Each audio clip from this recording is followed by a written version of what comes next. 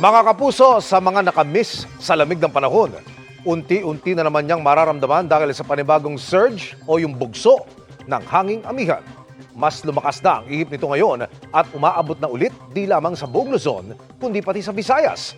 Dahil sa paglakas muli ng amihan, nagbabalik din ang epekto ng shear line o yung banggaan ng malamig na amihan at mainit na easterlies. Sa ngayon, wala pang namamata ang bagong sama ng panahon pero dahil sa amihan at shear line, uulanin ang ilang lugar sa bansa. Base sa datos ng Metro Weather, umaga bukas posible ang ulan sa Apayao, Cagayan, Isabela, Aurora, Quezon, Aklan, Negros Occidental, Caraga, Davao, Albay at Catanduanes. Magtutuloy-tuloy sa hapon pero may mga pag-ulan na rin sa iba pang lugar sa Bicol Region, ilang bahagi ng Mimaropa at Eastern Visayas, pati sa halos buong Mindanao. May malalakas na ulan, lalo sa Mindanao, kaya maging alerto sa posibleng baha o landslide. Mababa ang tsansa ng ulan sa Metro Manila pero sakaling magbagoy, mga biglaan at panandalian lamang.